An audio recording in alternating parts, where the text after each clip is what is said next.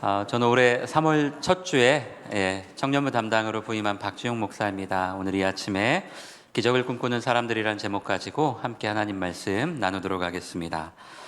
예전에 신학대학원 졸업반 시절에 이 튀르키예와 그리스 지역으로 성지답사를 다녀온 적이 있습니다.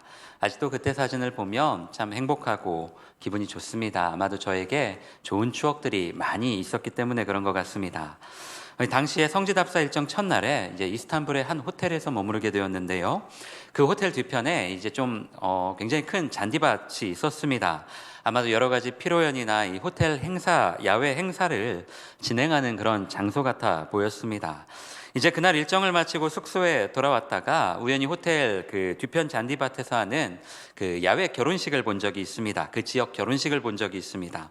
우리가 영화에서 보던 그런 서양인들의 야외 결혼식 모습이었습니다. 그때가 저녁쯤이었는데 이제 가이드 해주시는 집사님 말씀으로는 결혼식은 아까 점심 때쯤 다 끝났고 지금은 이제 신랑 신부와 하객들이 와인 한잔 하면서 이제 그 피로연을 즐기고 있는, 계속 그 파티를 즐기고 있는 상황이라고 이렇게 설명을 해주셨습니다. 그래서 그런가 보다 하고 저는 이제 제 방에 들어가서 잤고요. 이제 다음날 아침에 조식을 먹으러 식당으로 가는 길에 우연히 그 옆을 보니까 그때까지도 놀고 있는 사람들이 있었습니다. 물론 전날 저녁보다 인원은 확실히 줄었지만 그래도 여전히 꽤 많은 사람들이 밤새 그곳에서 이제 피로연을 즐기며 술도 한잔하고 춤도 추면서 그렇게 놀고 있는 상황이었습니다. 그 시간까지 노는 사람들도 참 대단해 보였지만 다른 것보다 이 단 한 명의 하객을 위해서라도 절대 그 파티를 끝내지 않는 그 상황이 저에게는 굉장히 신선하게 다가온 기억이 있습니다. 이제 결혼식과 관련해서 좀 한 가지 더 이야기하고 싶은데요. 저는 이제 결혼한 지 한 17년 정도가 되었습니다. 이제 제 결혼식 즈음에 저희 모교회가 이제 조금 넓은 장소로 이렇게 이사를 가게 되었습니다. 이제 새로운 예배당에서 이제 결혼식을 한다는 의미 때문에 이 예식 장소를 교회로 정하긴 했지만 아무래도 이제 막 이사를 끝낸 터라 교회 정리가 이제 완벽하게 되지 않은 그런 상황이었습니다. 아니나 다를까 이 결혼식 당일 아침에 이제 아내와 함께 미용실에서 머리를 하고 있는데 이 출장뷔페 사장님이 전화를 하셔서 신랑님 지금 어떡하냐고, 식당이 난리라고, 정리도 하나도 안 되어 있고 뭐 지금 먼지 투성인데 이거 어떻게 하냐고 막 저한테 얘기를 하는데요. 아직도 그때 생각만 하면 아찔합니다. 어제 분명히 체크를 했는데 분명히 정리해 주신다고 하셨는데 교회에서는 이게 뭔가 이 커뮤니케이션이 잘 안 됐던 겁니다. 이제 그때 출장 뷔페 하시는 사장님이 고생을 참 많이 하셨습니다. 그리고 이것 때문에 이제 하객들이 좀 불편을 겪었다는 이야기를 나중에 제가 이제 부모님 통해서 듣기도 했는데요. 이제 결혼식에 늘 그렇듯 이제 경황이 없다 보니까 이제 크게 신경을 쓰지는 못했습니다. 저 개인적으로 벌써 15년이 훨씬 넘은 일이기도 하고 신경 쓸 일도 아니어서 이제는 굳이 누가 먼저 말해주지 않으면 기억이 잘 안 납니다. 그러다 이제 몇 년 전에 식구들 다 함께 모인 자리에서 제 결혼식 그 식당 문제 때문에 이제 저희 동네 할머니들이 저희 어머니를 이제 시간 날 때마다 갈구셨다라는 사실을 제가 뒤늦게 알았습니다. 이제 부모님 계신 동네가 대부분 이 노인들만 사시는 시골 마을이라 낮에는 이렇게 할머니들이 모이셔가지고 뭐 전도 부쳐 드시고 뭐 국수도 말아 드시고 밥도 해 드시고 간식도 드시고 그렇게 시간을 이제 보내십니다. 근데 어머니 하시는 말씀이 그렇게 모여서 놀다가 느닷없이 그리고 아무 맥락 없이 제 결혼식 이야기가 나온다는 겁니다. 이제 가령 예를 들어서 이제 뭐 떡을 드시다가 누가 이렇게 떡을 해오셔서 떡을 드시다가 갑자기 어떤 할머니가 이 떡 먹으니까 갑자기 그 집 아들 결혼식 생각나네. 그때 식당이 너무 복잡해서 내가 먹지도 못했는데 아니 오해하지 마. 그냥 그랬다고. 그냥 그랬다고. 그러다 또 한참 지나서 잊을만 하면 다른 할머니가 이렇게 국수 같은 거 이렇게 음식 드시다가 이 국수 보니까 그 집 아들 결혼식 생각나네. 그때 자리가 없어가지고 내가 제대로 음식도 못 먹고 그때 부산스러워서 제대로 제가 먹지도 못했어 내가. 뭐라고 하는 건 아니고 그냥 그때 그랬다고. 이 시골 할머니들 뒤끝이 장난이 아닌 겁니다. 결국 제가 외국에서 본 결혼식도 그렇고 우리나라도 그렇고 제 개인적으로는 이 결혼식이라는 게 이 신랑 신부의 뭐 새 출발 이건 아무 의미 없는 것 같습니다. 그냥 이 하객들 서운하지 않게 하는 거, 하객들 섭섭하지 않게 하는 게 우리나라 결혼식에 어떻게 보면 가장 중요한 게 아닐까. 저는 그때 그런 생각을 좀 해봤습니다. 여러분 오늘 본문은 교회 다니는 사람뿐만 아니라 교회 다니지 않는 사람들도 다 알 정도로, 많은 사람이 알 정도로 너무나 유명한 본문입니다. 가나라는 지역에서 이 혼인잔치가 열렸는데, 결혼식이 열렸는데 그곳에 예수님과 그 제자들이 초대를 받은 상황입니다. 예수께서 사시던 지역과 이 가나라는 지역의 거리가 13km 정도니까 교회에서 한 대전 IC 정도 거리라고 생각하시면 될 것 같습니다. 예수님의 어머니 마리아가 먼저 거기에 가 계셨다라는 기록이 있는 걸로 봐서 아마 예수님 집안과 상당히 가까운 어떤 친척 관계나 아니면 굉장히 아무튼 가까운 관계였던 것 같습니다. 그런데 그 결혼식에 포도주가 떨어져 버렸습니다. 여러분, 예수님 시대의 포도주는 우리가 생각하는 단순한 어떤 알코올의 개념이 아닙니다. 물이 귀했던 이 중동 지역에서 오래 보관할 수 있었고 또 적은 양으로도 사람의 갈증을 해소할 수 있었던 이 포도주는 그들의 삶의 근간이 되는 굉장히 중요한 식음료이자 이 결혼식에 빠질 수 없는 필수품이었습니다. 우리가 보통 결혼식에 가면 이 봉투에 얼마의 금액을 넣어 이 축의금을 하는 것처럼 고대 중동에서도 이 하객들이 서로 준비한 포도주를 나눠 마시는 게 그들의 관례이자 문화였습니다. 우리가 마치 결혼식하면 이 국수나 갈비탕을 떠올리듯이 이들에게도 결혼식하면 시그니처와도 같았던 것이 바로 이 포도주였던 것입니다. 그런데 이런 중요한 자리에서 포도주가 떨어져 버렸으니 곧 있으면 사람들은 포도주를 찾게 될 것이고요. 아마 없다는 소리를 들으면 실망한 마음으로 자리를 떠나게 될 것입니다. 그리고 저희 고향 할머니들처럼 생각날 때마다 그 혼주를 갈굴 것이고 또 돌아다니면서 그 집 결혼식 형편없었다고 소문을 내고 다닐 겁니다. 여러분, 예수님의 어머니 마리아를 통해 이 사실이 예수님께 전달이 되었습니다. 당시 그 지역 사람들은, 이 유대인들은 외부에서 돌아오게 되면 꼭 손을 씻었습니다. 어떤 위생과 청결의 의미도 있었지만 밖에서 부정한 것을 만졌기 때문에 그 부정을 씻어낸다는 의미에서 행했던 그들의 전통이었습니다. 본문을 보니까 그 손을 씻기 위해서 만들어진 돌 항아리 6개가 있었다고 합니다. 그런데 한 통에 들어가는 물이 당시 기록에 보면 한 100리터 정도였는데요. 우리가 주변에서 쉽게 볼 수 있는 이 냉온수기 생수통이 20리터니까 여러분 100리터면 적어도 남자 이 장정 3-4명은 달라붙어야 들을 수 있었던 아주 무거운 그런 물이었을 것 같습니다. 그렇게 야인들이 물을 가득 채운 물통을 연회장 하객들에게 갖다 준 상황, 이게 바로 물로 포도주를 만드신 그 유명한 예수님의 이야기입니다. 저마다 맛있는 포도주를 왜 이제서야 가져왔냐며 포도주 맛에 감탄을 했습니다. 그리고 성경은 이것을 예수님의 첫 표적이라고 말하고 있습니다. 오늘 본문 11절은 이 상황을 총평하며 이렇게 기록하고 있습니다. 제가 한번 읽어보겠습니다. 예수께서 이 첫 표적을 갈릴리 가나에서 행하여 그의 영광을 나타내심에 제자들이 그를 믿으니라. 여러분 가지고 계신 성경을 보면 이 표적이라는 단어에 각주가 붙어 있을 겁니다. 그리고 그 각주 밑에 보면 이적이라는 단어를 함께 기록하고 있는데요. 아무래도 이 조선 말기에 그 한자로 된 성경을 우리나라 말로 번역하다 보니까 고어, 그러니까 쉽게 말해 우리가 지금은 잘 안 쓰는 옛날 단어들이 우리가 보는 지금 성경에는 참 많이 사용되고 있습니다. 표적, 이적 다 같은 말인데 한마디로 이 기적이 일어났다라는 겁니다. 상상하지도 못한 그런 기적이 지금 일어난 상황입니다. 우리 성도님들 보통 어떨 때 이 기적이라는 말을 쓰십니까? 상식적으로 또는 어떤 물리적으로 해결될 수 없는 그런 일이 일어났을 때 종종 우리는 와, 이건 기적이다, 기적이 일어났다, 이런 말을 씁니다. 병원에서 포기했던 어떤 질병이 나았다든지, 아니면 어제까지 망나니로 살던 우리 집 남자가 개과천선을 했다든지, 아니면 평소에 50점 맞던 우리 집 이 아들을, 아니요, 저희 집 아들이 그런 건 아니고요. 네, 자녀가 갑자기 100점을 맞아왔다든지. 여러분, 기적이란 말은 실제이든 농담이든 이래저래 우리 삶에서 참 많이 쓰이는 단어입니다. 그런 맥락에서 보면 물로 포도주를 만든 이 예수님에 대해 성경이 기적이라는 단어를 사용한 것이 문맥상 크게 잘못된 것은 없어 보입니다. 누가 봐도 이 상황은 기적이 맞습니다. 하지만 오늘 본문에 기록된 이 표적이라는 단어는 우리가 익히 아는 그런 기적의 의미는 아닌 것 같습니다. 이 원어와 영어 성경을 보면 이 표적이라는 말을 미라클이 아닌 사인이라는 단어로 기록하고 있습니다. 쉽게 말해 예수께서 물로 포도주를 만드신 일은 우리가 말하는 어떤 그 미라클과 같은 단순한 기적을 보여주시려고 하신 것이 아니라 이 일을 통해 예수님 당신이 하나님의 아들이심을 보여주시고 그것을 나타내시기 위해 하신 일이라는 것을 강조하기 위해서 미라클이 아니라 이 사인이라는 단어를 선택한 것입니다. 그리고 이것이 복음서에 나오는 예수님 사역의 가장 기본 개념이기도 합니다. 예수님이 공생의 기간 동안 보여주신 수많은 사역은 우리가 볼 때는 분명 미라클, 문자 그대로 기적이었습니다. 아무도 예상하지 못한 그런 기적을 만들어내셨습니다.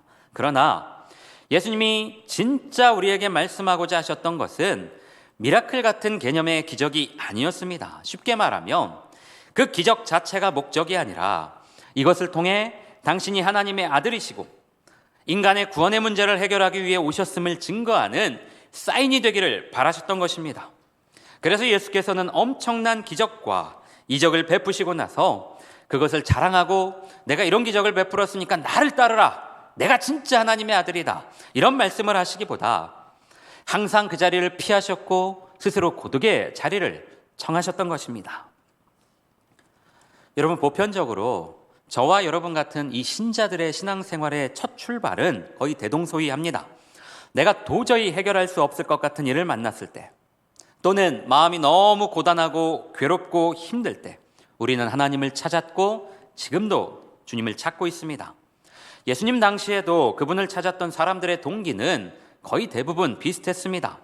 육체적인 질병, 마음의 상처, 어떤 신분제 사회 속 구조적 차별의 문제들, 이런 문제에 시달리던 사람들이 예수님께 찾아올 때도 있었고 또 예수께서 직접 그들을 먼저 찾으실 때도 있으셨습니다. 그리고 예수님은 그들이 가진 결핍의 문제를 해결해 주셨습니다. 기적을 나타내 주신 것이죠. 그런데 정작 예수께서 고통당하실 때 그분 옆에는 아무도 없었습니다. 모두가 다 그분을 떠났습니다. 모두가 다 똑같이 예수로 인해 그 삶의 기적을 경험한 사람들인데 예수님이 가장 외로우실 때에 그 옆에는 아무도 없었습니다. 하지만 예수님 돌아가시고 나서 사람들의 길은 양갈래길로 갈라졌습니다. 물로 포도주를 만들고 병자를 고치고 사람 취급 못 받던 이들과 함께 하셨던 예수님의 그 행보를 단순하게 미라클로 바라본 사람들은 자기 필요와 욕구만 딱 채우고 거기서 끝냈습니다. 고통당하시는 예수님을 보며 미련 없이 떠났습니다. 예수에게 더 이상 미라클은 없고 예수는 별 볼 일 없는 존재라고 생각한 겁니다. 그리고 예수님 주변에는 이런 사람들이 절대 다수였습니다. 그러나 이들과 반대쪽으로 간 사람도 있었습니다. 물론 이들도 처음에는 자신이 가진 결핍 때문에 예수님을 찾았고 엄청난 미라클, 기적을 맛보았습니다. 예수님을 진짜 메시아라고 떠들다가 정작 무능력하게 고통당하시는 예수님을 보며 이들도 똑같이 예수님을 떠났습니다. 여기까지는 앞선 사람들과 똑같았습니다. 하지만 예수님이 떠나고 나서야 그 예수께서 보여주신 그 기적이 우리에게 본인 능력을 자랑하려고 과시하려고 했던 미라클이 아니라 당신께서 하나님의 아들이심을 보여주시기 위해 베풀어 주신 은혜이자 사인이었다라는 것을 깨달았습니다. 주님이 고통당하실 때 도망간 건 똑같았지만 그분의 기적을 미라클이 아닌 사인으로 받아들이며 고통스러운 현실 속에서도 복음의 꽃을 피우려고 노력하며 살았습니다. 결과적으로 예수님이 죽으시고 이 남은 자들의 삶은 더 피폐해져 갔습니다. 성경 속 예수님이 보여주셨던 미라클 같은 기적이 그들에게 더 이상 나타나지 않았습니다. 오히려 예수 때문에 지독하게 박해받았고 목숨을 위협받으며 메이저가 아닌 철저한 마이너리티 인생을 살 수밖에 없었던 것입니다. 그러나 그럼에도 불구하고 예수께서 보여주신 그 사인을 기억하며 그들은 묵묵히 자신들의 길을 걸어갔고 결국 그런 사람들을 통해 이 복음의 역사는 지금 이곳 우리에게까지 오게 된 것입니다. 지금까지 이 땅의 교회에서 수많은 성도들의 신앙을 이끌어가는 가장 큰 원동력은 물이 포도주로 바뀌는 것 이꼴 하나님의 축복이라는 공식이었습니다. 그리고 교회는 성도들에게 그 공식을 당신들도 알아야 되고 경험해야 된다고 부추기는 것이 주류 신학의 모습이었습니다. 그래서 교회 사역의 가장 큰 목적 중 하나는 물을 포도주로 바꾸는 것이었습니다. 물을 포도주로 바꾸는 교회가 능력 있는 교회고 그 기적을 경험한 성도가 하나님의 은혜를 경험한 성도라고 말했습니다. 그러다 보니 기도의 궁극적인 목적도 하나님과의 사귐과 자기 내면의 성찰과 성숙보다는 기도를 열심히 해서 물을 포도주로 바꾸는 것이었습니다. 여러분, 그러나 자신이 가진 결핍의 문제를 놓고 간절히 기도하는 그리스도인들 중에 물이 포도주가 되는 미라클 같은 그런 기적을 경험한 성도들도 있겠지만, 물이 변하여 포도주가 되기는커녕 그나마 담겨있는 물조차도 말라버린 사람들이 실제로 우리 주변에는 참 많이 있습니다. 아무리 기도하고 예배해도 상황이 바뀌지 않고 미라클이 일어나지 않는 경우가 훨씬 더 많이 있습니다.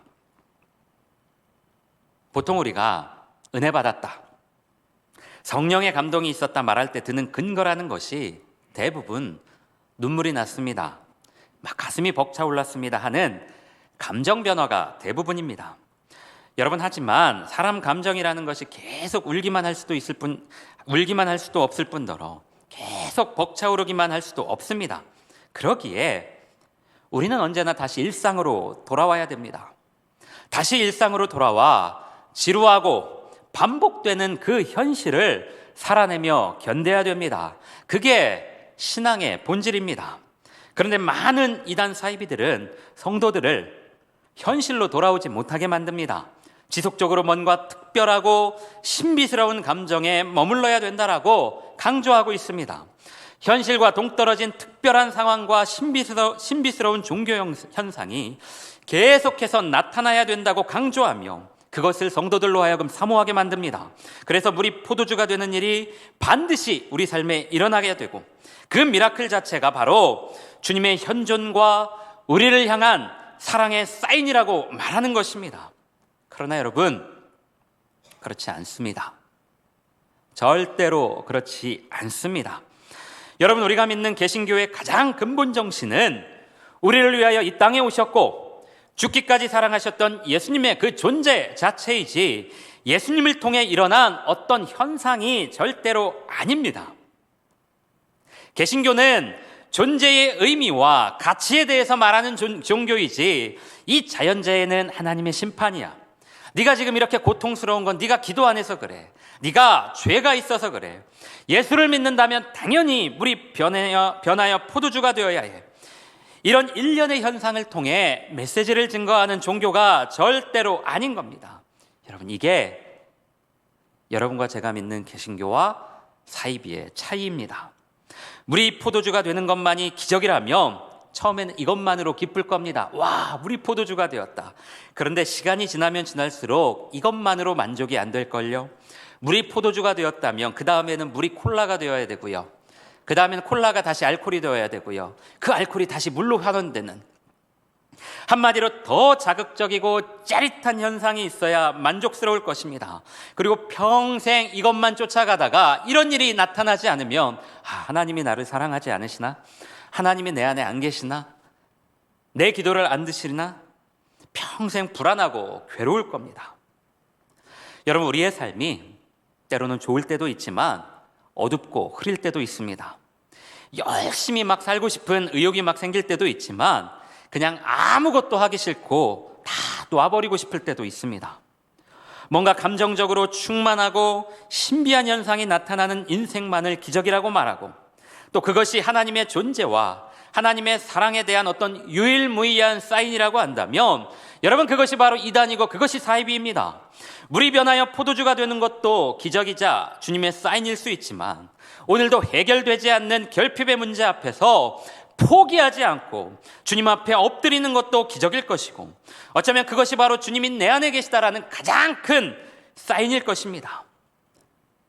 방금 말한 것처럼 항상 기분 좋고 의욕이 넘치고 구름 위를 걷는 것과 같은 감정 상태만이 기적이 아니라, 주님이 보이지 않고 주님의 말씀이 들리지 않는 것 같은 상황 속에서도 어떻게든 주님의 길을 따라 살아보려고 애쓰고 버티는 것 또한 기적이고, 그것이 바로 우리 안에, 그것이 바로 저와 여러분 안에 하나님이 살아계시다라는 사인일 것입니다. 여전히 많은 교회와 성도들의 신앙이 미라클에서 멈춰 있습니다. 더 정확하게 말하면 뭔가 짜릿하고 자극적인 현상을 동반한 그 기적, 그 미라클에만 멈춰 있습니다.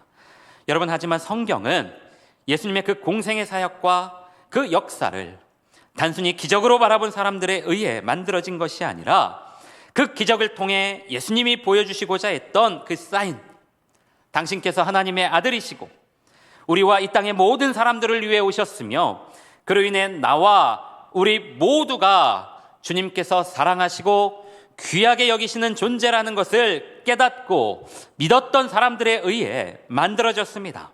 그래서 예수께서 십자가에 달려 돌아가실 때 어떤 사람들은 예수님을 향해 무능하다고 말하며 저주했습니다. 더 이상 자극적이고 신비한 현상을 만들어줄 수 없는 저 예수라는 인간은 짝퉁이라고 확신하면서 예수 너나 구원해보라고, 너나 십자가에 내려와서 너나 구원해보라고 그분을 조롱하고 모욕했습니다. 여러분, 그러나 예수의 존재가 자기 내면에 있다. 그분이 말씀하신 진짜 기적의 의미, 그 진짜 기적의 의미를 깨달았던 사람들은 그 무능해 보이는 예수 때문에, 그 힘없어 보이는 예수 때문에 자기 인생을 걸었고 자기의 목숨을 걸었습니다. 세상이 말하는 가치 있다, 가치 없다의 기준을 넘어 자기 존재와 자기 인생 자체가 하나님의 기적이자 하나님의 사랑의 사인이다라는 것을 가슴 사무치게 알았기 때문에 목숨을 걸고 복음을 전했고, 그 복음은 수많은 병자와 수많은 약자들을 어두움에서 빛으로 해방시켰습니다. 제가 자녀를 위한 기도 모임 때 이제 몇몇 성도들께는 한번 언급한 기억이 있는데요. 신대원 졸업하고 제가 이 충남 천안에 있는 그 김동호 목사님께서 담임 목사 사역하시는 교회에서 처음 전임 사역을 시작했습니다. 그때는 이제 그 교회 너무 막 배우고 싶고 목사님께 배우고 싶고 그 교회 가서 사역하고 싶어서 이제 신대원 3학년 2학기 이제 졸업하는 그 시점에 그 차 타고 이렇게 집에 내려오는 길에 천안 들려서 그 교회 앞에 가서 기도도 하고, 하나님 저 가고 싶습니다, 저 거기서 사역하고 싶습니다, 막 기도도 하고 막 그랬습니다. 이제 목사님 요즘 날마다 기막힌 새벽이라는 유튜브 채널도 운영하셔서 이제 많은 성도님들도 많이 잘 이제 듣고 계실 텐데요. 아무튼 그랬습니다. 그렇게 최종 합격 통보를 받고 그 교회에서 제가 8년을 사역했습니다. 이제 목사님 주중에는 서울에 계셨고 주일에는 천안으로 오셔서 설교를 하셨는데 뵐 때마다 흡사 연예인 보는 것 같았습니다. 이제 목사님 설교를 듣겠다고 매주 성도들이 여기저기에서 몰려왔습니다. 천안 아산은 물론이고요, 가까운 뭐 평택, 세종, 심지어 서울, 인천과 그 전라남도 광주에서 오시는 장로님 가정도 계셨습니다. 이곳 대전에서 오시는 성도님 가정도 꽤 많았습니다. 그렇게 이제 전임 사역을 시작했는데 이제 목사님과 함께 예배드리는 그 매주 예배가 꼭 무슨 부흥회 같았습니다. 목사님 설교 한마디 한마디가 가슴을 울리는 감동과 도전이 있었습니다. 근데 문제는 이제 한 반년쯤 이제 목사님 설교를 매주 이렇게 꾸준히 듣다 보니까 어느 시점에는 이제 목사님 설교가 어느 정도 이제 예측이 되기 시작했습니다. 아, 목사님 이제 이 타이밍에서 이런 말씀 하시겠다. 아, 저 타이밍에서는 이런 말씀 하시겠다. 이제 그 실제로 목사님의 그 수많은 팬들이 이제 김동호 목사님께 지어준 별명이 이 반복동호였는데요. 실제로 목사님 설교를 듣다 보면 토시 하나 틀리지 않고 똑같이 재사용하시는 예화, 그다음에 내용이 많았습니다. 이제 이거는 몇 년 뒤에, 한참 뒤의 일인데요. 목사님 은퇴를 기념하면서 이제 교회가 이틀 동안 이제 사경회를 한 적이 있었습니다. 목사님 모시고 사경회를 한 적이 있었습니다. 그때 이제 부교역자들끼리 모여서 내기를 냈습니다. 과연 목사님 새로운 설교를 써오실지, 아니면 그동안 했던, 목회하시면서 했던 설교를 다시 하실지, 내기를 냈습니다. 제가 내기에서 이겼을까요? 제가 어디에 걸었냐면, 저는 목사님 분명히 하셨던 설교 가지고 오실 거다. 제가 내기에서 이겼을까요? 졌을까요? 이겼습니다. 제가 이겼습니다. 뭐 대단히 그렇다고 뭐 선물을 받은 건 아니지만, 목사님 이틀 동안 본인이 그동안 하셨던 설교 중에 한 편을 똑같이 하셨습니다. 목사님 여전히 반복동호이셨습니다. 그러다 보니까 제가 이제 한 6개월 정도 이제 목사님 설교를 들으니까 처음 들었을 때만큼의 감동은 없었습니다. 이제 웬만한 목사님 예화는 다 외울 정도가 되었고요. 제가 어떨 때는 목사님 그 예화 중에 틀린 내용을 제가 먼저 잡아내기도 했습니다. 저 목사님 저 예화 틀렸다. 저 때 저 사람 아니었는데, 저 시점 아니었는데, 목사님 저 예화 틀렸다. 제가 먼저 잡아낼 때도 있었습니다. 그러다 한 번은 이제 어떤 성도님 신방을 하다가 우연찮게 이제 그 김동우 목사님 그 설교 관련 내용을 이제 이야기하다가 목사님 같은 내용을 반복하는 거에 대해서 어떻게 생각하시는지 이제 서로 이제 얘기를 한 적이 있었습니다. 그런데 신기한 건 이 목사님을 향한 성도들의 애정과 이 신뢰는 변함이 없었습니다. 성도님 말씀하시기를 목사님께서 같은 내용을 반복하신다는 것은 그만큼 중요하다는 의미이기도 하기 때문에 더 잘 들으려고, 오히려 더 집중해서 들으려고 한다는 것이었습니다. 그런데 이분뿐만이 아니었습니다. 대부분의 성도들이 같은 마음이었습니다.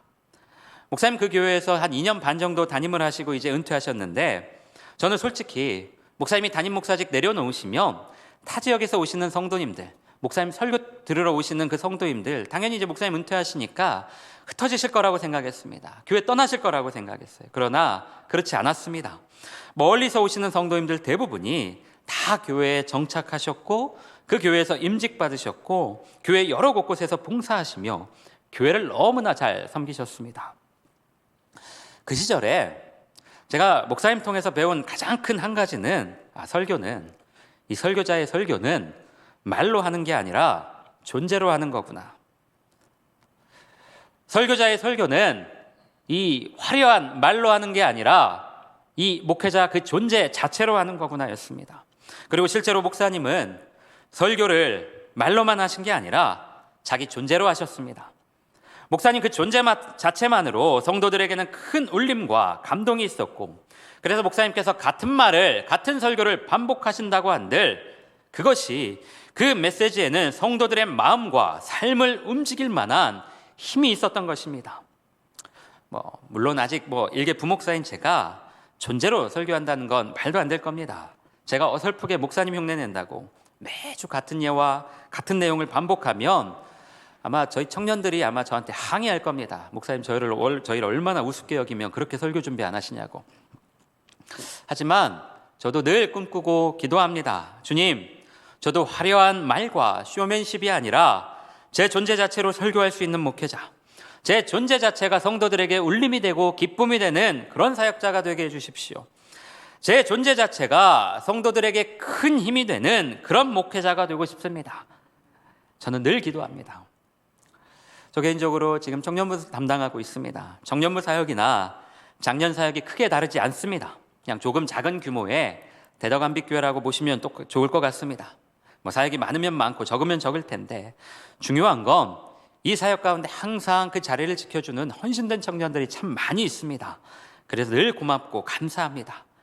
제가 이 친구들에게 해줄 수 있는 가장 큰 선물이 뭘까 늘 고민합니다. 그런데 제가 이들에게 해줄 수 있는 가장 큰 선물은 제가 이 청년들에게 존재 자체만으로 힘이 되고, 존재 자체만으로 이들에게 어떤 울림이 되는, 존재 자체만으로 메시지가 되는 그런 사역자가 되는 게 아닐까, 그런 생각을 할 때가 있습니다. 말로 설교하는 게 아니라 제 삶과 제 존재 자체가 이들의 인생 가운데 큰 힘이 된다면, 그들이 그 삶을 살아가면서 저를 그런 목회자로 기억한다면 그것만큼 저에게 영광스러운 일이 없을 것 같습니다. 말씀 마무리하려고 합니다. 사랑하는 성도님들, 주님께서는 우리를 단 한 번도 기능으로 바라보신 적이 없습니다. 주님은 언제나 우리의 존재 그 자체에 가장 큰 의미를 두셨습니다. 그래서 어쩌면 우리의 존재 자체가 그분의 기쁨일 것이고 그분의 기적일 것입니다. 우리의 존재 자체가 하나님이 우리를 사랑하신다는 그 사인입니다. 이스라엘 백성들이 주님을 존재로 인식하지 않고 기능으로 인식했기 때문에 하나님을 버리고 왕을 요구했습니다. 눈에 보이지 않는 그 하나님보다 강력한 카리스마와 전투력으로 우리를 지켜줄 왕이 더 좋다고 생각했습니다. 예수님을 존재로 인식하지 않고 기능으로 인식했던 사람들이 예수님이 십자가에서 돌아가실 때 무능하다고 손가락질하며 그분을 저주했습니다. 그렇다면 오늘 우리는 나를 사랑하시는 그 예수님을 그 존재 자체만으로 사랑하며 살고 있습니까? 아니면 그분이 가진 기능에 주목하며 살고 있습니까? 오늘 우리는 함께 살아가는 내 옆의 사람들을 존재 자체로 귀하게 여기며 그들과 함께 더불어 살려고 노력하고 있습니까? 아니면 그 사람이 가진 직위와 배경과 기능에 주목하며 살고 있습니까? 우리의 자녀를, 우리의 부모를 존재 그 자체로 사랑하고 있습니까? 아니면 기능으로 바라보고 있습니까? 한 주간 이 질문 앞에 겸손하게 마주서서 스스로 대답할 것들을 찾아가시는 대덕암빛의 모든 성도님들 되시기를 주님의 이름으로 축복합니다. 함께 기도하겠습니다. 하나님, 우리 삶에 기적이 있었으면 좋겠습니다. 여전히 제 삶을 괴롭히고 고통스럽게 하는 그 문제 가운데 벗어나 자유롭게 하나님을 바라보고 싶습니다. 그 기적을 날마다 사모하며 주님을 찾는 제 삶이 되게 하여 주옵소서. 그러나 주님, 그 기적만 바라보지 않게 하여 주옵소서. 그 기적 넘어 주님이 우리에게 진짜 보여주기를 원하셨던 그 기적을 바라보게 하시고 예수님 옆에 남았던 진짜 제자의 삶을 사는 우리의 삶이 되게 하여 주옵소서. 날마다 주님의 인격과 성품을 닮아가고자 애쓰는 우리의 삶이 되게 하시고 주님의 존재 그 자체를 사모하며 당신의 삶을 담고자 애쓰는 우리의 삶이 되게 하여 주옵소서. 주님이 내 존재 자체를 기뻐하시며 사랑하셨듯 우리도 주님을 기능으로 바라보는 것이 아니라 존재로 바라보게 하시고 내 옆에 사람을 기능이 아닌 존재로 바라보며 더 사랑하고 애쓰는 우리의 삶이 되게 하여 주옵소서. 주님, 우리와 함께하여 주옵소서. 거룩하신 예수 그리스도의 이름으로 간절히 기도드립니다. 아멘.